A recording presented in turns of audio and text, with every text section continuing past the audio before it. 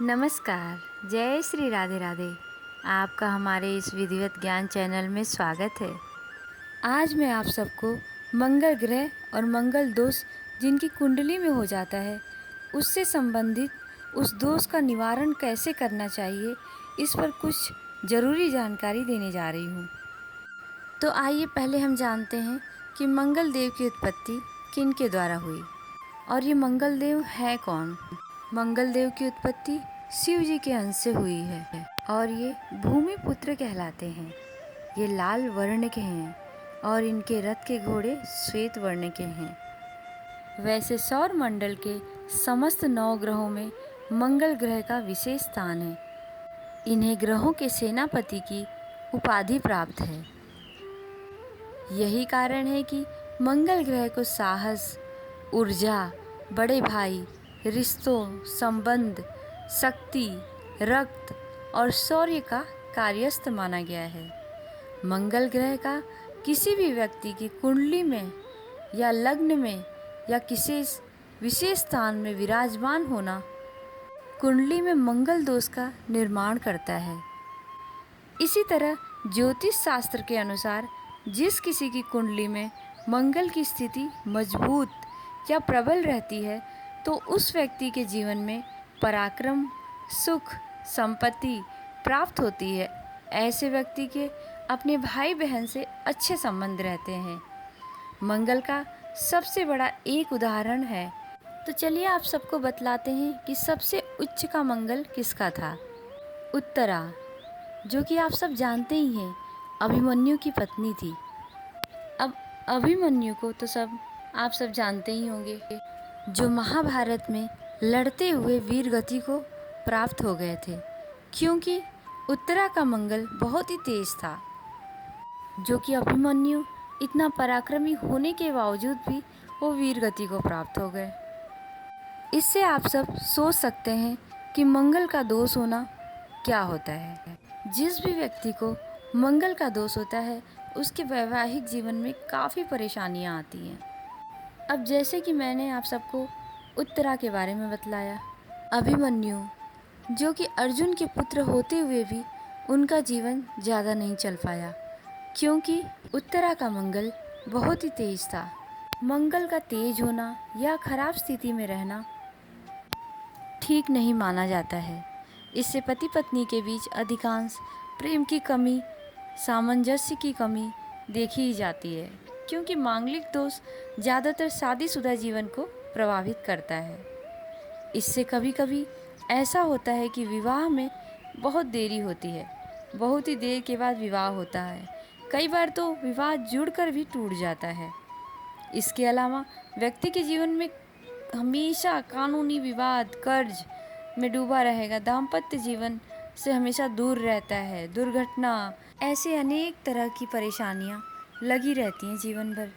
इसलिए मेरा आपसे यही निवेदन है कि आप अपनी कुंडली किसी अच्छे पंडित को, किसी ज्योतिषाचार्य को ज़रूर दिखवाएं, और यदि मंगल का कोई है ऐसा कुछ परेशानी जैसा, तो फिर उसका उपाय पूछ लें और उपाय कर लें, ताकि आपको जीवन में कोई परेशानी ना हो।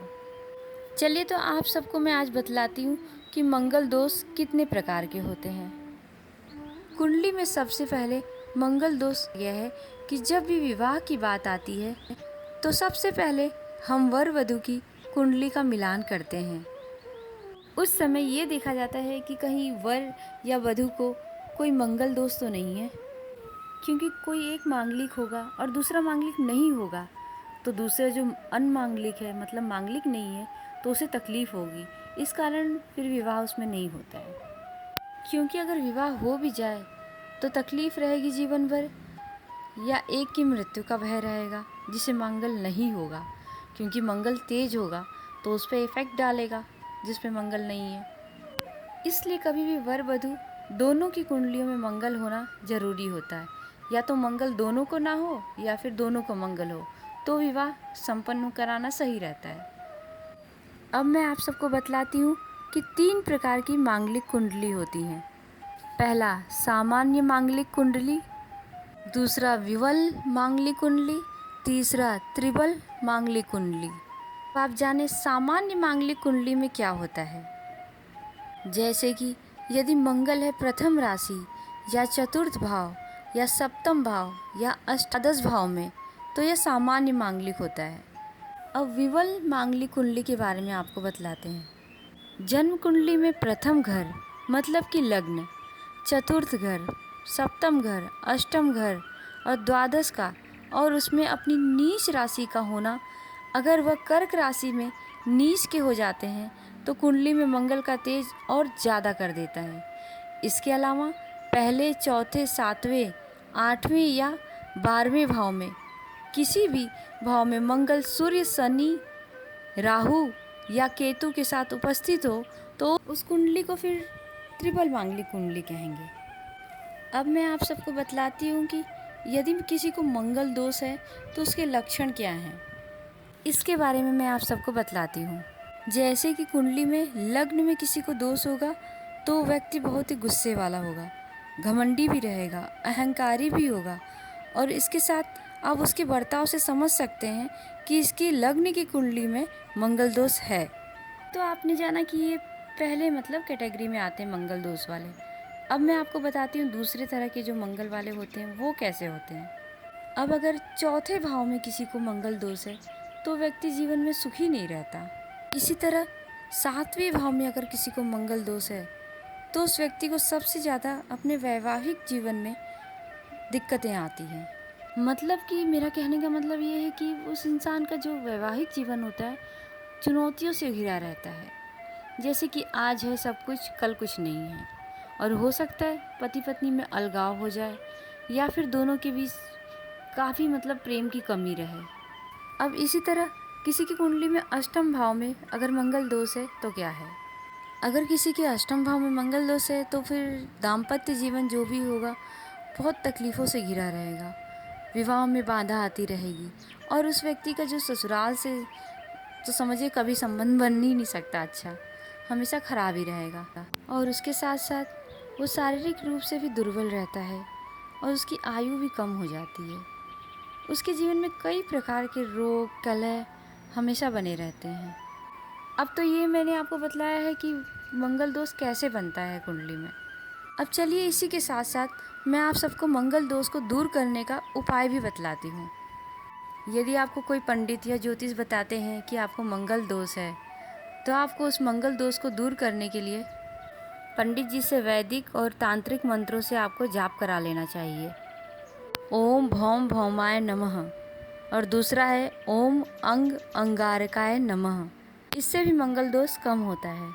और मंगल दोष को दूर करने के लिए उस व्यक्ति को जिसको मंगल है उसको मंगलवार के व्रत का पालन करना चाहिए, बिना नमक का भोजन करे, वहाँ मंदिर में जाकर हनुमान चालीसा, बजरंग बाण का पाठ करें।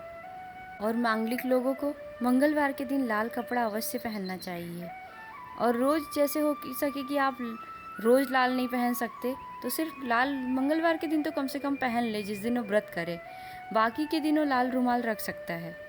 और मंगलवार के दिन हनुमान जी के मंदिर में जब जाए तो लाल चोला उनको ज़रूर चढ़ाए। और लाल रंग की जो मसूर की दाल आती है वो हमेशा गरीबों को दान दे और हर मंगलवार को।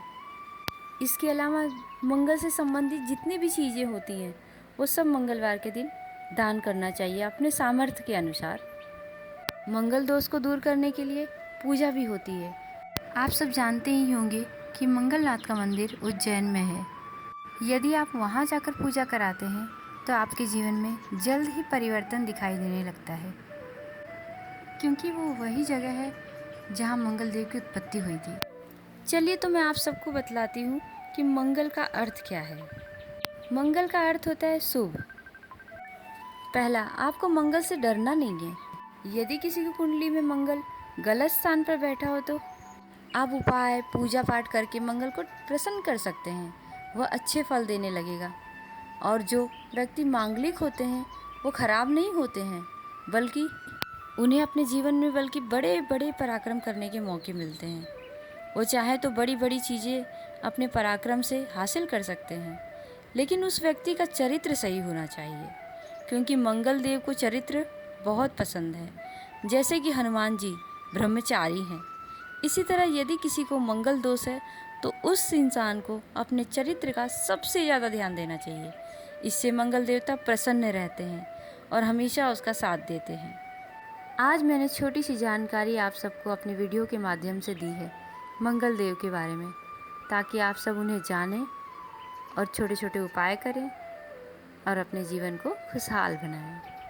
आप सबको हमारी यह जानकारी अच्छी लगी है तो कृपया आप सभी से निवेदन है कि आप सभी हमारे चैनल को लाइक, शेयर और सब्सक्राइब करना न भूलें। धन्यवाद। जय श्री राधे राधे।